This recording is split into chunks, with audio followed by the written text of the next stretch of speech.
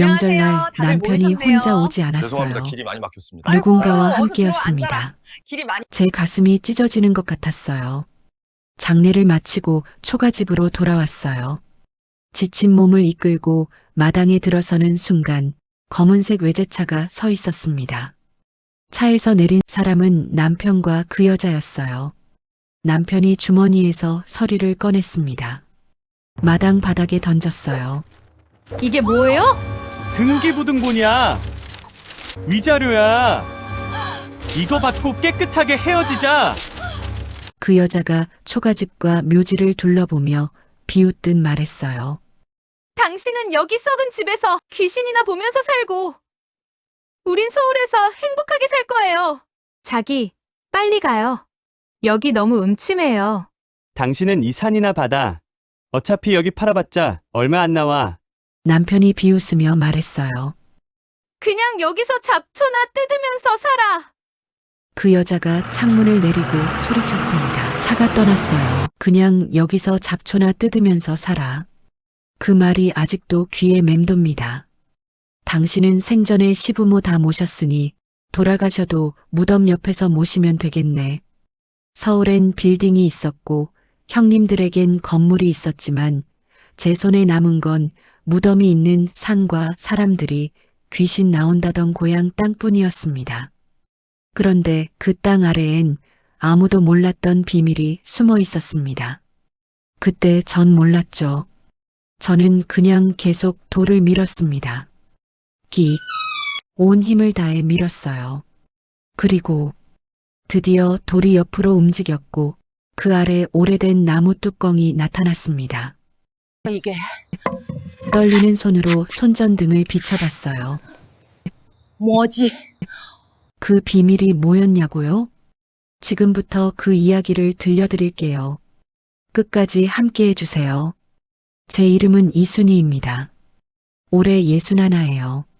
지금 제가 앉아있는 이곳은 한때 모두가 버렸던 그 땅입니다. 하지만 지금은요? 완전히 다릅니다. 어떻게 달라졌을까요? 궁금하시죠? 그럼 구독 버튼 꾹 눌러주시고 좋아요, 알림 설정까지 부탁드립니다. 그리고 지금 이 이야기를 어디서 듣고 계신지 댓글로 꼭 남겨주세요.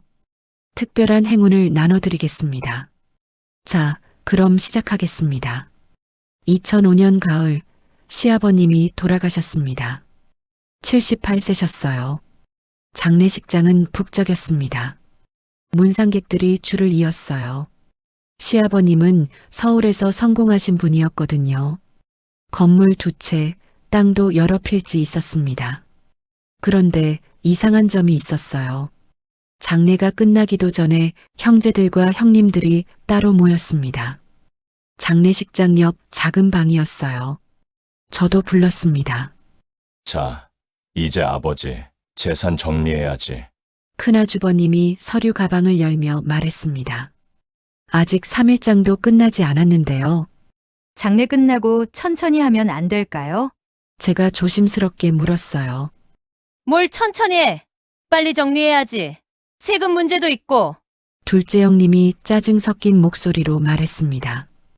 테이블 위에 서류들이 펼쳐졌어요. 건물, 땅, 예금, 목록이 길었습니다. 서울 빌딩은 형님이 가져가시고, 이 땅은 내가. 이 건물은 나눠서. 말들이 빨랐어요. 누구 하나 시어머니를 언급하지 않았습니다. 시어머니는 그때 병원에 계셨어요.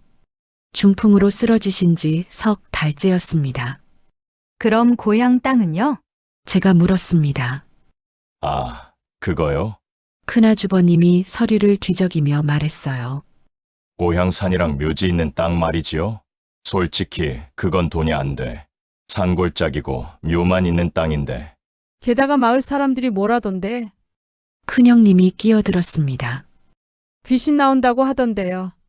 밤에 이상한 소리 들린다고. 그래서 땅값도 싸. 팔아봤자 얼마 안 나와. 둘째 형님이 고개를 저었어요. 어머니 명의로 하면 어때? 큰형님이 제안했습니다. 어차피 어머니 계시니까 어머니 명의로 해두고 나중에 그때 다시 생각하지 뭐. 나중에 그 말의 의미를 저는 알았어요. 시어머니가 돌아가시면 그때 다시 나눠 가진다는 뜻이었습니다. 근데 누가 관리해? 둘째 형님이 물었어요. 순희 씨네가 고향이 가깝잖아. 가끔 가서 묘소나 돌보고. 큰형님이 저를 보며 말했습니다. 네. 저는 고개를 끄덕일 수밖에 없었어요. 자, 그럼 이렇게 정리. 다들 동의하지? 동의.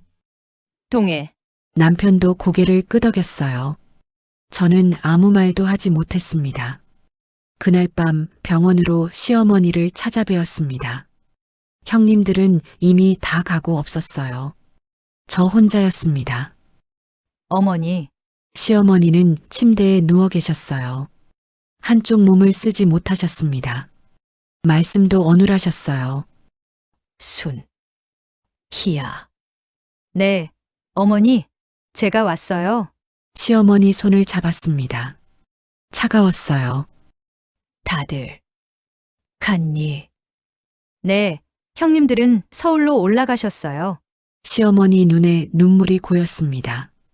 아무 말씀하지 않으셨지만 저는 알았어요. 서운하신 거요.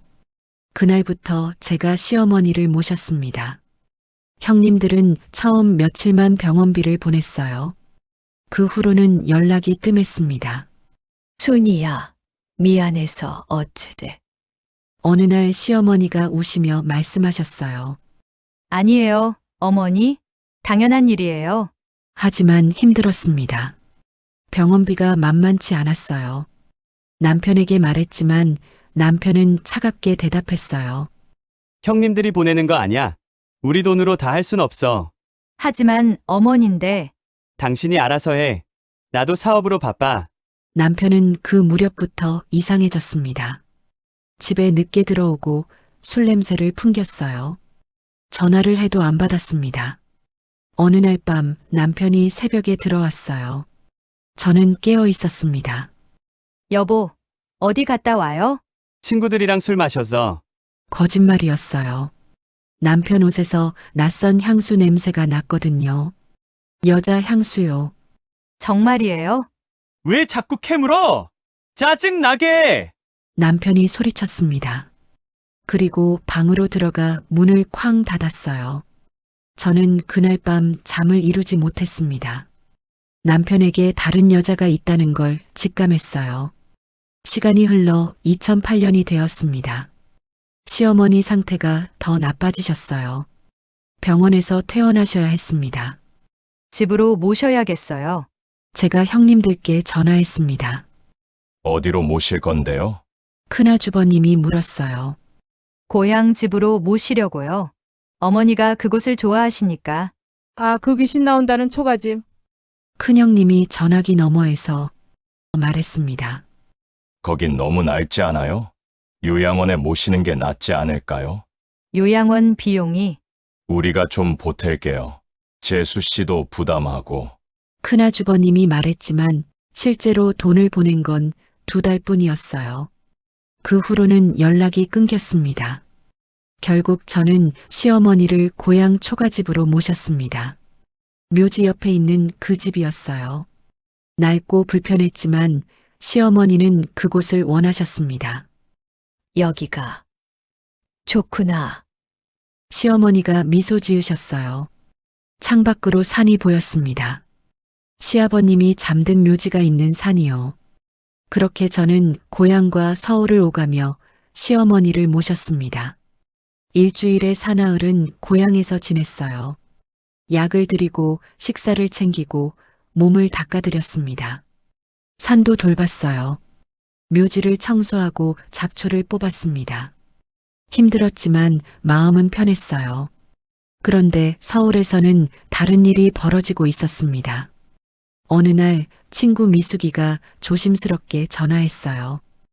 순이야.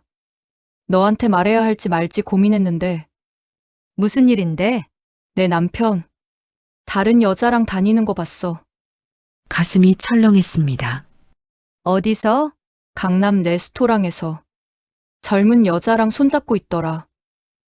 그래, 저는 아무렇지 않은 척했지만 손이 떨렸어요. 후 추석이 되었습니다. 형님들이 모두 고향 집으로 내려왔어요. 시어머니를 뵙기 위해서요. 저는 음식을 준비했습니다. 전을 부치고 나물을 무쳤어요. 혼자서요. 어머니, 안녕하세요. 큰형님 내외가 들어왔습니다. 명절 선물 하나 없었어요. 오래간만이네요. 둘째 형님 내외도 왔습니다. 어머니, 건강하세요? 형식적인 인사뿐이었어요. 금방 밖으로 나가 담배를 피웠습니다. 그런데 남편이 혼자 오지 않았어요. 누군가와 함께였습니다.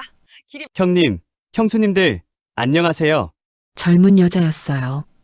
화려하게 화장하고 짧은 치마를 입고 있었습니다. 남편보다 10살은 어려 보였어요. 아, 이분은 회사 직원이야. 추석인데 갈 데가 없다고 해서 데려왔어. 남편이 태연하게 말했습니다. 제 가슴이 찢어지는 것 같았어요. 하지만 아무 말도 할 수 없었습니다. 형님들 앞에서요. 어머, 예쁘시네요. 큰형님이 그 여자에게 말했어요. 저야말로 형님들 너무 멋지세요. 그 여자가 웃으며 대답했습니다. 목소리가 달콤했어요. 순이야, 차 좀 내와. 둘째 형님이 저를 불렀습니다. 하녀 부르듯요. 저는 부엌으로 갔어요. 차를 끓이는데 눈물이 났습니다. 참았어요. 형님, 이 집 진짜 오래됐네요. 귀신 나올 것 같아요. 그 여자의 목소리가 들렸습니다. 그러게 말이야. 막내 동서는 여기서 어떻게 살아? 큰형님이 말했어요. 아, 막내 동서는 괜찮은가 봐요.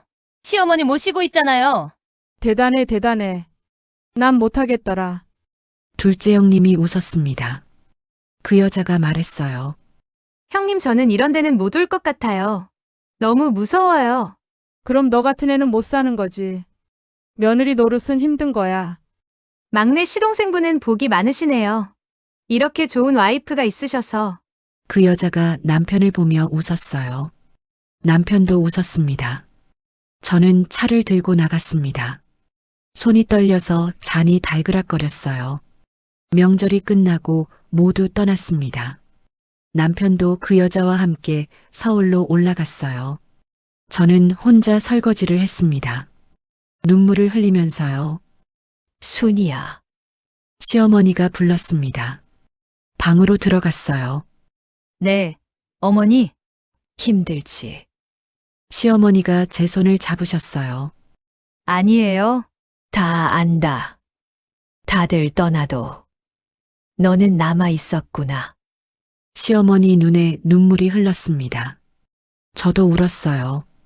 어머니, 괜찮아요. 전 괜찮아요. 고맙다. 정말 고맙다. 시어머니는 늘 제 손을 꼭 잡으셨어요. 그게 위로였습니다. 세월이 흘러 2010년 봄이 되었습니다. 시어머니 상태가 급격히 나빠지셨어요. 숨을 쉬시기 힘들어 하셨습니다. 어머니, 병원 가셔야 해요. 싫어. 여기가 좋아. 시어머니는 고개를 저으셨어요. 의사 선생님을 모셔왔습니다. 진찰 후에 선생님이 저를 밖으로 불렀어요. 준비하셔야 할 것 같습니다. 네. 저는 아주버님들께 전화했습니다. 아주버님, 어머님이 많이 안 좋으세요. 내려오셔야 할 것 같아요. 이번 주는 안 됩니다. 중요한 미팅이 있어요. 큰아주버님이 말했어요. 다음 주에 갈게요. 하지만 다음 주는 오지 않았습니다. 남편에게도 전화했어요. 여보, 어머니가. 알았어. 주말에 갈게. 주말도 오지 않았습니다. 시어머니는 점점 약해지셨어요. 저는 밤낮으로 곁을 지켰습니다. 어느 날 밤 시어머니가 제 손을 꼭 잡으셨어요. 순이야. 네, 어머니, 여기 있어요. 고맙다. 끝까지 함께 해줬어서. 어머니, 무슨 말씀이세요? 저 초가집. 아무나 손대게 두지 마라. 네, 그 산도 지켜야 해. 조상들이 잠든 곳이야. 시어머니 목소리가 가늘어졌어요. 어머니! 그 집. 그냥 집이 아니야. 아래로. 시어머니는 더 말씀하시지 못하고 눈을 감으셨습니다. 어머니! 어머니! 저는 소리쳤지만 시어머니는 대답하지 않으셨어요. 그렇게 시어머니가 돌아가셨습니다. 장례는 초라했습니다. 형님들은 문상만 하고 바로 돌아갔어요. 바쁘다고요. 순이야, 수고했어. 우리는 올라가야 해. 형님, 장례 비용은 나중에 정산하자. 큰형님이 그렇게 말하고 떠났습니다. 정사는 하지 않았어요. 3일장을 치르고 시어머니를 산위 묘지에 모셨습니다. 시아버님 옆자리였어요. 어머니, 편히 쉬세요. 저는 무덤 앞에 서서 한참을 울었습니다. 장례를 마치고 초가집으로 돌아왔어요. 지친 몸을 이끌고 마당에 들어서는데 검은색 외제차가 서 있었습니다. 심장이 철렁했습니다. 차에서 내린 사람은 남편이었어요. 그리고 그 여자도 함께 있었습니다. 왔어. 남편이 저를 보며 말했습니다. 표정이 차가웠어요. 왜 왔어요? 할 얘기가 있어서. 남편이 마당으로 걸어왔습니다. 그 여자도 팔짱을 끼고 따라왔어요. 뭔데요? 이혼하자. 세상이 멈춘 것 같았어요. 뭐라고요? 이혼하자고. 우리 더 이상 못 살겠어. 남편이 주머니에서 서류를 꺼냈습니다. 마당 바닥에 던졌어요. 이게 뭐예요? 등기부등본이야. 이 산, 묘지, 초가집 다 내 이름으로 해뒀어. 위자료야. 이거 받고 깨끗하게 헤어지자. 그 여자가 초가집과 묘지를 둘러보며 비웃듯 말했어요. 딱 어울리네요. 여기서 계속 사세요. 묘 지키면서 뭐라고요? 제가 그 여자를 노려봤습니다. 사실대로 말할까요? 당신 남편, 아니 우리 오빠는 저랑 1년 넘게 만났어요. 이제 우리 결혼할 거예요. 오빠? 네, 오빠. 당신은 여기 썩은 집에서 귀신이나 보면서 살고 우린 서울에서 행복하게 살 거예요. 그 여자가 남편 팔을 꼭 잡았습니다. 자기, 빨리 가요. 여기 너무 음침해요. 알았어. 두 사람이 차로 걸어갔어요. 아, 참. 남편이 돌아서며 말했습니다. 서류는 다음 주에 변호사 통해서 보낼게. 도장만 찍으면 돼. 서울 재산은요? 제가 물었습니다. 그건 내 거야. 당신은 이 산이나 바다. 어차피 여기 팔아봤자 얼마 안 나와. 남편이 비웃으며 말했어요. 그래도 부부였는데 부부! 당신이 뭘 해줬는데? 맨날 시어머니 모신다고 고향에만 처박혀 있었잖아. 그건 됐어. 말해봤자 소용없어. 어차피 끝난 사이야. 차 문이 쾅 닫혔습니다. 시동이 걸렸어요. 그냥 여기서 잡초나 뜯으면서 살아. 그 여자가 창문을 내리고 소리쳤습니다. 차가 떠났어요. 먼지만 폴폴 날렸습니다. 저는 마당에 주저앉아 울었습니다. 세상이 무너지는 것 같았어요. 바닥에 떨어진 등기부등본을 주웠습니다. 손이 떨렸어요. 위자료라고. 위자료. 눈물이 종이 위로 떨어졌습니다. 해가 저물었습니다. 저는 묘지로 올라갔어요. 시어머니 무덤 앞에 앉았습니다. 어머니, 저 어떡하죠? 다 잃었어요. 남편도, 가족도, 모든 걸 울다 쓰러질 듯 무덤에 기댔어요. 혼자 남았어요. 이제 저 혼자 얼마나 울었을까요? 어둠이 깊어졌습니다. 달이 떴어요. 그때 누군가 다가오는 소리가 들렸습니다. 순희 씨, 이장님이었습니다. 산을 관리하시는 노인이셨어요. 이장님, 아직도 여기 계셨소. 많이 힘들었겠소. 네. 이장님이 제 곁에 앉으셨어요. 한참 동안 말없이 함께 앉아 계셨습니다. 어머님을 끝까지 모셨으니 하늘이 알거요. 이장님이 제 어깨를 두드리셨어요. 순희 씨, 그 초가지 혹시 이상한 거 발견한 적 없소? 이상한 거요? 어머님이 마지막에 뭔가 말씀하셨을 것 같아서. 저는 시어머니의 마지막 말씀을 떠올렸습니다. 아, 초가집을 지키라고 하셨어요. 그리고 산도요. 그 집이 그냥 집이 아니라고. 그렇군. 역시 이장님이 고개를 끄덕이셨습니다. 순희 씨, 그 초가지 정말 그냥 집이 아니요. 네, 밑에 아래로 내려가는 문이 있어. 심장이 두근거렸습니다. 어디예요? 부엌 옆마당 큰 돌이 있을 거요. 그 밑이요. 그 밑에 뭐가 있는데요? 나도 자세히는 모르오. 다만 어머님 시아버님, 그러니까 순희 씨한테는 증조 할아버님 뻘 되시는 분이 뭔가를 숨겨놨다는 소문이 있었소. 소문이요? 옛날 왕실에서 일하셨던 분이라고 들었소. 나라가 망하기 전에 중요한 걸 가져와 숨겼다고. 정말이에요? 한번 확인해 보시오. 어머님이 끝까지 그 집을 지키라 하신 데는 이유가 있을 거요. 이장님이 그렇게 말하고 천천히 일어나셨어요. 너무 늦었소. 조심해서 내려가시게. 그리고 힘내시오. 이장님이 산을 내려가셨어요. 저는 무덤 앞에 한참 더 앉아 있었습니다. 해가 완전히 졌어요. 달이 떴습니다. 어머니, 뭘 숨겨놓으신 거예요? 바람이 불었어요. 나뭇잎이 바스락거렸습니다. 어머니가 지키라신 게 정말 뭔가 있는 건가요? 달빛이 무덤을 비췄습니다. 저는 천천히 일어났습니다. 초가집으로 내려가기로 했어요. 밤이 깊었어요. 집은 어둡고 조용했습니다. 부엌으로 갔습니다. 옆마당을 보니 정말로 큰 돌이 있었어요. 평소엔 그냥 장식용인 줄만 알았습니다. 손전등을 켜고 돌을 살펴봤어요. 이끼가 끼어 있었습니다. 밀어봤지만 움직이지 않았어요. 이걸 어떻게 밀지? 저는 부엌에서 막대기를 가져왔습니다. 지렛대처럼 사용했어요. 온 힘을 다해 밀었습니다. 끽. 돌이 조금씩 움직이기 시작했어요. 땀이 흘렀습니다. 계속 밀었어요. 드디어 돌이 옆으로 밀렸습니다.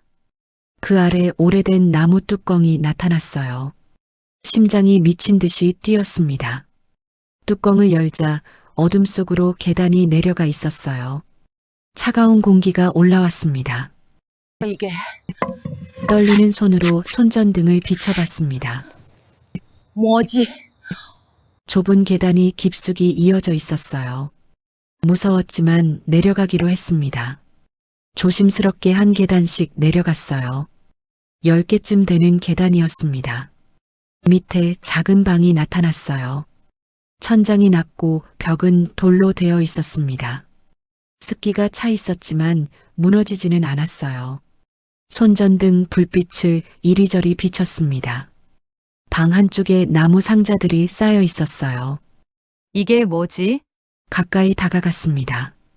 상자에 먼지가 두껍게 쌓여 있었어요. 먼지를 털어냈습니다.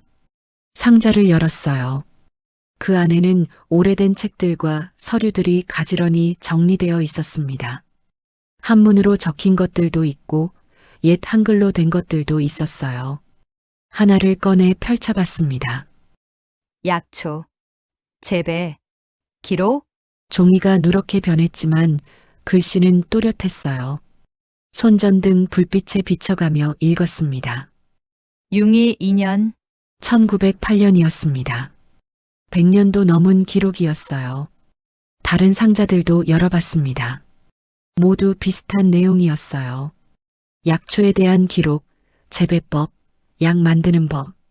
그 중에 한 권의 책이 눈에 띄었습니다. 다른 것보다 상태가 좋았어요. 표지에 금박으로 글씨가 새겨져 있었습니다. 왕실, 약방, 비방. 손이 떨렸습니다. 책을 펼쳐봤어요. 첫 장에 이렇게 적혀 있었습니다. 이 기록은 대한제국 궁중약방에서 사용하던 비밀 처방들을 모은 것이다. 나라가 어지러워지자 이것들이 사라질까 두려워 고향에 숨겨둔다. 후손들이 잘 보관하여 언젠가 쓸 날이 오기를 바란다. 저는 그 자리에 주저앉았습니다. 이게 진짜라면 온몸이 떨렸어요. 이것이 시어머니가 지키라고 하신 것이구나. 그날 밤 저는 지하 창고에서 모든 상자를 확인했습니다. 10권이 넘는 책과 수백 장의 기록들이 있었어요. 또 다른 상자를 열었을 때 놀라운 걸 발견했습니다. 작은 도자기 항아리들이 줄지어 있었어요. 뚜껑을 열어보니 씨앗들이 들어 있었습니다. 산삼 종자, 영지 포자, 황기 씨앗. 라벨이 붙어 있었어요. 100년이 넘었지만 밀봉이 잘 되어 있었습니다. 이건 필귀 약초 종자들이야. 저는 온몸에 전율이 일었어요. 아무도 원치 않았던 이 땅, 귀신 나온다던 이 산이 사실은 이렇게 귀한 보물을 품고 있었던 거예요. 그들이 버린 것, 그들이 비웃던 것이 사실은 가장 귀한 것이었어요. 그냥 여기서 잡초나 뜯으면서 살아. 그때 그 말이 가슴을 찢었습니다. 하지만 지금 이 순간 잡초가 약초가 되었어요. 아무도 몰랐던 귀한 약초들이 바로 이 땅 아래 숨어 있었던 거예요. 저는 웃음이 나왔습니다. 눈물과 함께요. 날이 밝았습니다. 저는 지하에서 올라와 묘지로 갔어요. 어머니, 이제 알겠어요. 왜 끝까지 지키라고 하셨는지. 무덤 앞에 앉아 말했습니다. 하지만 어머니가 지키라신 이건 남았어요. 저는 지하 창고를 떠올렸습니다. 제가 잘 지킬게요. 끝까지 지킬게요. 그리고 이걸로 다시 시작할게요. 약속할게요. 바람이 불었어요. 따뜻한 바람이었습니다. 그날부터 제 새로운 인생이 시작됐습니다. 일주일이 지났습니다. 변호사에게서 정말로 이혼 서류가 왔어요. 저는 서류를 펼쳐봤습니다. 재산 분할 내용을 읽는데 화가 치밀었어요. 서울 아파트, 사업체, 예금 모두 남편 명의로 남는다고 적혀 있었습니다. 시아버님이 남기신 상속 재산까지요. 제 몫은 고향산과 묘지, 초가집. 그게 전부였어요. 이건 불공평해요. 저는 변호사 사무실로 찾아갔습니다. 부인, 남편 측 변호사가 강경합니다. 소송하시려면 시간과 비용이 많이 듭니다. 변호사가 안경을 고쳤으며 말했어요. 하지만 이건 너무해요. 제가 시어머니 모시는 동안 남편은 상속받은 돈으로 사업을 한 거잖아요. 법적으로는 남편 명의로 된 재산이라서요. 증명하기가 어렵습니다. 그럼 전 어떻게 해요? 솔직히 말씀드리면 소송에도 이기기 힘듭니다. 그냥 합의하시는 게. 변호사는 더 이상 말하지 않았어요. 저는 사무실을 나왔습니다. 길을 걸으며 생각했어요. 아니야. 포기하지 마. 나한테는 그들이 모르는 게 있어. 지하 창고의 비밀이요. 다음 날 저는 도서관에 갔습니다. 컴퓨터로 검색을 시작했어요. 대한제국 왕실 약방, 궁중 약재, 희귀 약초 종자, 자료들이 나왔습니다. 읽으면 읽을수록 놀라웠어요. 왕실 약방은 최고의 약재를 사용했다고 했습니다. 그중 많은 기록이 일제강점기 때 사라졌다고요. 그럼 내가 가진 기록들이 희망이 보였어요. 저는 대학교 한의학과에 전화를 걸었습니다. 교수님과 약속을 잡았어요. 일주일 후에 오세요. 기록을 가져오시고요. 교수님이 말씀하셨습니다. 그 일주일 동안 저는 조심스럽게 모든 기록을 정리했어요. 사진도 찍어 두었습니다. 마을 슈퍼마켓에서 아르바이트도 시작했어요. 생활비를 벌어야 했으니까요. 순희 씨 힘들겠어요? 이혼한다며? 슈퍼 주인 아주머니가 걱정스럽게 물었습니다. 괜찮아요. 전 잘 살 거예요. 저는 웃으며 대답했어요. 정말로 그렇게 믿었습니다. 약속 날이 왔습니다. 저는 가장 상태가 좋은 왕실 약방 비방책을 가방에 넣었어요. 떨리는 마음으로 대학교를 찾아갔습니다. 교수님 연구실 문을 두드렸어요. 들어오세요. 백발의 노 교수님이 앉아 계셨습니다. 자상해 보이는 얼굴이었어요. 어서 오세요, 이순희 씨. 전화로 말씀하신 기록을 가져오셨나요? 네, 여기 있습니다. 저는 조심스럽게 책을 꺼냈습니다. 교수님이 책을 받아들고 표지를 보시더니 숨을 멈추셨어요. 이건 장갑을 끼시고 천천히 책을 펼쳐보셨습니다. 첫 장을 읽으시더니 안경을 벗으셨어요. 눈가가 붉어지셨습니다. 교수님, 이순희 씨. 이게 진짜라면 교수님 목소리가 떨렸어요. 이건 국보급입니다. 아니, 국보 그 이상이에요. 정말이에요? 왕실 약방의 완전한 기록은 거의 남아있지 않습니다. 단편적인 것들만 있죠. 그런데 이건 교수님은 한 장 한 장 넘기며 감탄하셨어요. 체계적이에요. 약초의 종류, 채취 시기, 재배법, 조제법, 모든 게 상세하게 기록되어 있어요. 그럼 정말 가치가 있는 건가요? 가치요? 돈으로 환산할 수 없는 가치입니다. 교수님이 저를 똑바로 보셨어요. 이순희 씨, 이걸 어디서 구하셨죠? 저는 솔직하게 말씀드렸습니다. 시댁 초가집 지하 창고에서 찾았다고요. 그렇군요. 아마 그 집안이 왕실 약방과 깊은 관련이 있었을 겁니다. 그런데 교수님, 저기 씨앗들도 있어요. 씨앗이요? 네, 약초 종자들이요. 항아리에 밀봉되어 있었어요. 교수님 눈이 커졌습니다. 그걸 가져오셨나요? 아니요, 너무 귀한 것 같아서 그대로 두었어요. 당장 가봐야 합니다. 교수님이 자리에서 벌떡 일어나셨어요. 그날 오후 교수님과 몇 명의 연구원이 초가집으로 왔습니다. 저는 그들을 지하 창고로 안내했어요. 조심하세요. 계단이 가파릅니다. 하나씩 내려갔습니다. 손전등을 켰어요. 오, 세상에. 연구원들이 상자들을 보며 탄성을 질렀습니다. 교수님, 이거 보세요. 한 연구원이 항아리를 들었어요. 산삼 종자예요. 정말 100년이 넘었다면 이건 기적입니다. 교수님이 항아리를 조심스럽게 들여다보셨어요. 이순희 씨, 이것들을 연구해도 될까요? 물론 모든 권리는 당신 것이고요. 네, 좋아요. 어차피 저 혼자서는 뭘 해야 할지 모르겠어요. 감사합니다. 이건 우리나라 의학사의 큰 발견이 될 겁니다. 그날부터 본격적인 작업이 시작됐습니다. 교수님 팀은 모든 기록을 디지털화했어요. 종자들도 연구실로 가져가 발화 실험을 시작했습니다. 2주 후 교수님에게서 전화가 왔어요. 이순희 씨, 대박입니다. 무슨 일이세요? 종자 중 일부가 발화했어요. 100년이 넘었는데도 살아 있었어요. 정말이요? 네. 특히 산삼 종자가 싹을 틀었습니다. 이건 정말 놀라운 일이에요. 저는 전화를 끊고 묘지로 올라갔어요. 어머니, 들으셨어요? 씨앗들이 살아났대요. 바람이 불었습니다. 나뭇잎이 흔들렸어요.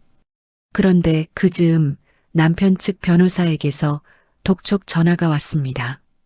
이순희 씨, 언제까지 서류에 서명 안 하실 건가요? 조금만 기다려주세요. 생각 중이에요. 상대 측이 다음 주까지 안 하시면 법적 조치를 취하겠다고 합니다. 알겠습니다. 저는 한숨을 쉬었어요. 어차피 선택의 여지가 없었습니다. 법원에 가는 날이 왔습니다. 이혼 확인을 받는 날이었어요. 법원 복도에서 남편을 봤습니다. 그 여자도 함께 있었어요. 왔네. 남편이 저를 보며 말했습니다. 표정이 차갑더군요. 서류 다 준비했어? 네. 법정에 들어갔습니다. 판사님 앞에서 최종 확인을 받았어요. 재산 분할에 동의하십니까? 네. 그럼 이혼이 확정됩니다. 도장을 찍었습니다. 그렇게 15년 결혼 생활이 끝났어요. 법원을 나오는데 그 여자가 남편 팔을 끼고 웃으며 지나갔습니다. 오빠, 이제 우리 결혼식 날짜 잡아요. 알았어. 제주도로 신혼여행 가요. 약속했잖아요. 그래, 갈게. 두 사람은 손을 잡고 법원을 나갔어요. 저는 그 뒷모습을 보며 이를 악물었습니다. 좋아. 너희들은 그렇게 살아라. 나는 내 길을 갈 테니까. 집으로 돌아와 교수님께 전화했어요. 교수님, 이혼했어요. 이제 자유예요. 이순희 씨 힘내세요. 그리고 좋은 소식이 있어요. 무슨 소식인데요? 문화재청에서 연락이 왔어요. 당신의 기록들을 보고 싶대요. 문화재청이요. 네. 정식으로 감정을 받으실 수 있어요. 국가 지정 문화재로 등록될 가능성도 있고요. 그럼 돈을 받을 수 있나요? 솔직히 물었습니다. 생활이 막막했거든요. 물론입니다. 국가에 기증하시면 상당한 보상금이 나올 거예요. 아니면 소유권을 유지하시면서 연구 협력을 할 수도 있고요. 어떻게 하는 게 좋을까요? 천천히 생각하세요. 제가 도와드릴게요. 며칠 후 문화재청 담당자들이 초가집으로 왔습니다. 전문가 3명이었어요. 한복을 곱게 차려입은 분도 계셨습니다. 여기가 지하 창고입니까? 네, 이쪽입니다. 저는 그들을 안내했어요. 지하로 내려간 전문가들은 한참 동안 기록들을 살펴봤습니다. 사진도 찍고 메모도 했어요. 이순희 씨, 이건 정말 대단한 발견입니다. 전문가가 말했어요. 궁중 약방의 완전한 기록은 거의 없었거든요. 이건 조선 왕조의 의학 유산이에요. 그럼 얼마나 가치가 있는 건가요? 돈으로 환산하기 어렵습니다. 하지만 국가에서 매입하거나 기증받을 경우 수억 원 이상의 보상이 가능할 겁니다. 수억 원이요? 저는 숨이 멎는 것 같았어요. 네. 정확한 감정은 더 해봐야 하지만요. 그날 밤 저는 잠을 이룰 수 없었습니다. 수억 원. 그 돈이면. 하지만 조급해하지 않기로 했어요. 신중하게 결정하고 싶었습니다. 그러던 어느 날 마을에 소문이 돌기 시작했어요. 고향 일대가 개발된대. 골프장 짓는데 어디 땅이 걸리는 거래? 슈퍼 아주머니가 제게 물었어요. 순이야, 너네 땅도 걸리는 거 아니야? 글쎄요. 잘 모르겠어요. 저는 별로 신경 쓰지 않았습니다. 묘지가 있는 땅이라 개발될 리 없다고 생각했거든요. 그런데 며칠 후 군청에서 편지가 왔어요. 토지 보상협의 통지서. 심장이 두근거렸습니다. 봉투를 뜯었어요. 내용을 읽는데 눈을 의심했습니다. 제 땅 일부가 골프장 개발 구역에 포함됐다는 거예요. 그것도 가장 중요한 자리. 골프장 입구와 진입로 부분이었습니다. 이럴 수가. 보상금 항목을 봤어요. 평당 가격이 적혀 있었습니다. 처음 등기부등본에 적혀 있던 가치의 수백 배였어요. 총액을 계산해 봤습니다. 이게 맞아? 손이 떨렸어요. 그 돈이면 평생 살 수 있는 금액이었습니다. 다음 날 군청 담당자가 찾아왔습니다. 이순희 씨 맞으십니까? 네, 맞아요. 토지 보상권으로 왔습니다. 협의 좀 하려고요. 담당자가 설계도를 펼쳐 놓았어요. 여기가 골프장, 메인 출입구가 될 예정입니다. 진입로도 이 부분으로 놔야 하고요. 제 땅이 빨간색으로 표시되어 있었어요. 그래서 이 땅이 꼭 필요합니다. 묘지 쪽은요? 저는 급하게 물었어요. 묘지 있는 산은 개발구역에서 제외됐습니다. 보존지역으로 남아요. 담당자가 지도를 가리켰습니다. 시어머니가 잠든 묘지 부분은 초록색으로 표시되어 있었어요. 다행이다. 저는 안도의 한숨을 쉬었습니다. 보상금은 통지서에 적힌 대로입니다. 어떻게 하시겠습니까? 묘지는 절대 건드리지 않는 거죠. 네, 보존지역이라 불가능합니다. 그럼. 좋아요. 협의에 동의할게요. 서류에 도장을 찍었습니다. 담당자가 돌아간 후 저는 묘지로 올라갔어요. 어머니, 들으셨어요? 땅이 개발된대요. 하지만 어머니 계신 이곳은 지킬 수 있어요. 무덤 앞에 앉아 말했습니다. 제가 약속 지켰죠? 바람이 불었어요. 따뜻한 바람이었습니다. 한 달 후 보상금이 통장에 입금됐습니다.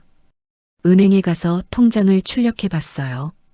숫자를 보는 순간 눈물이 났습니다. 어머니, 감사해요. 저는 은행 로비에서 조용히 울었습니다. 그런데 그날 오후부터 전화가 미친 듯이 울리기 시작했어요. 먼저 큰형님이었습니다. 순이야, 나야. 오랜만이지? 오랜만이라니요? 시어머니 장례 이후 단 한 번도 연락 없었던 분이요. 무슨 일이세요? 아, 그게. 고향 땅 개발됐다며? 보상금 받았다고 들었는데.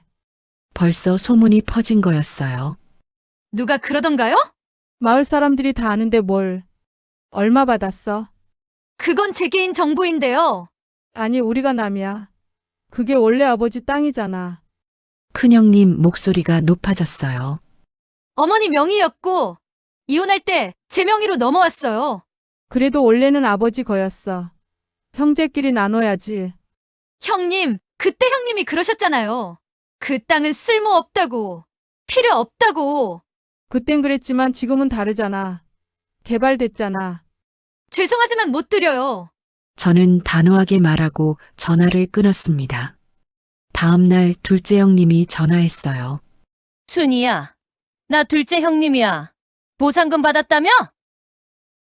우리도 나눠받아야 하는 거 아니야? 공평하게.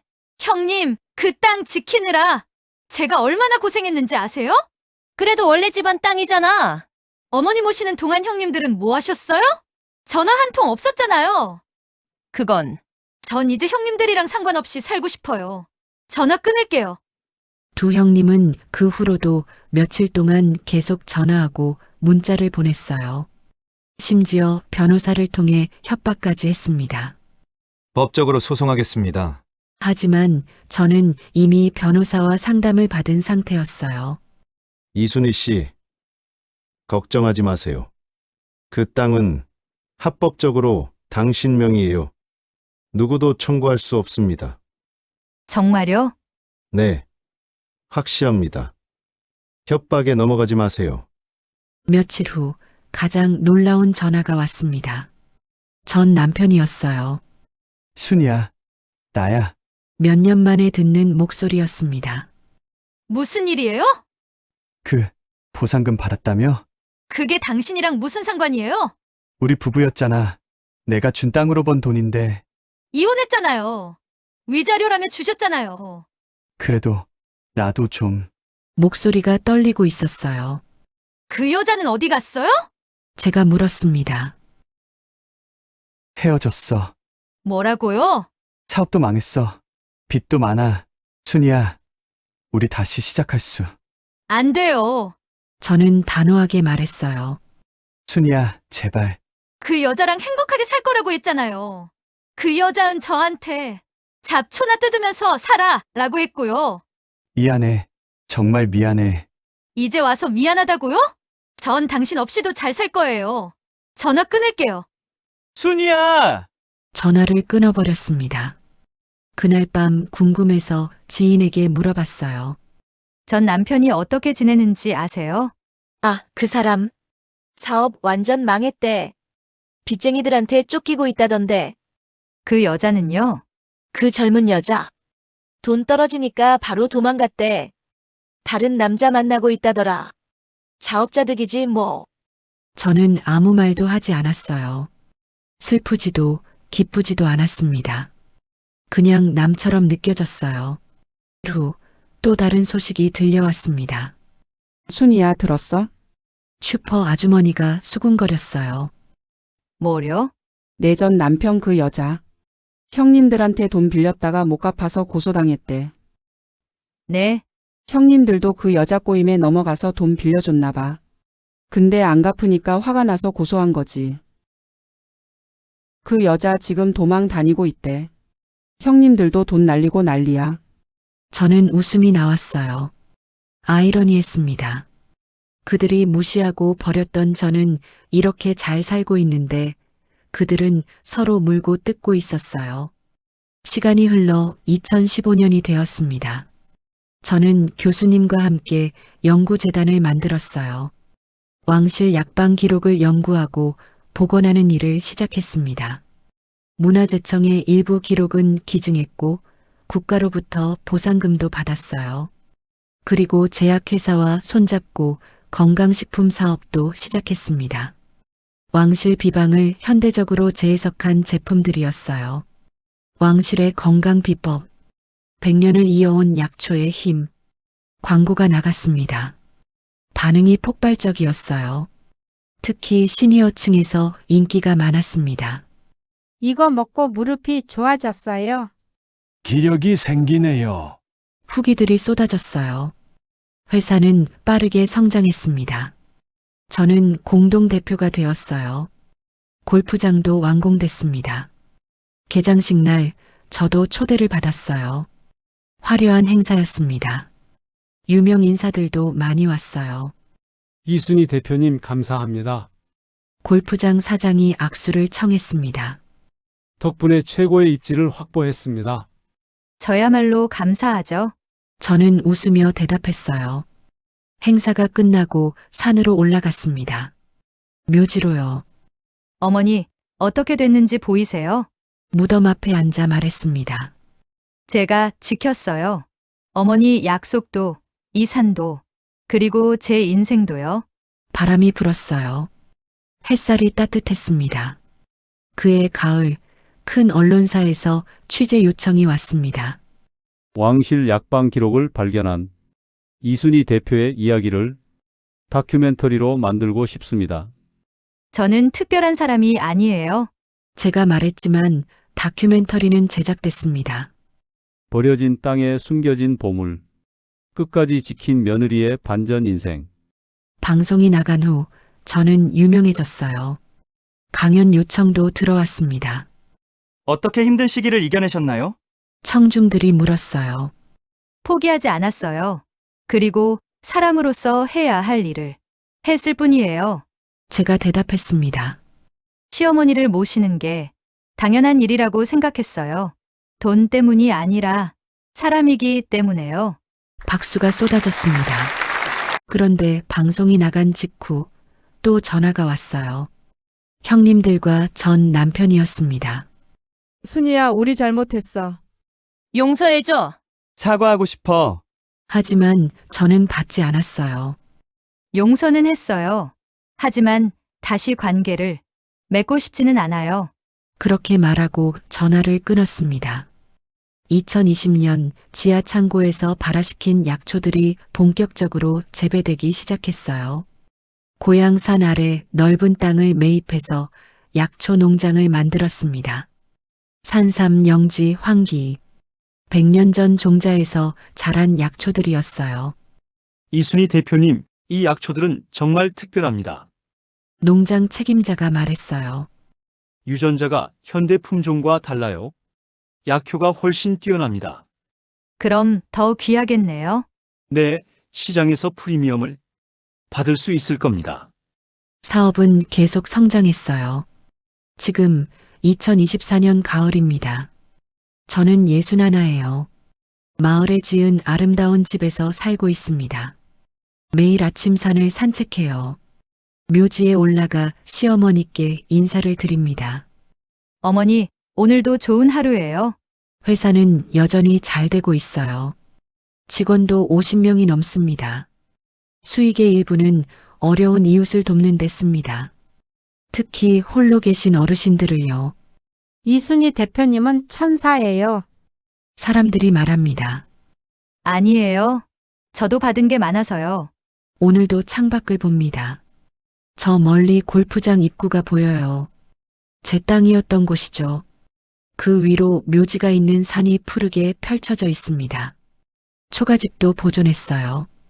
지하 창고는 박물관처럼 꾸며서 견학객들에게 공개하고 있습니다.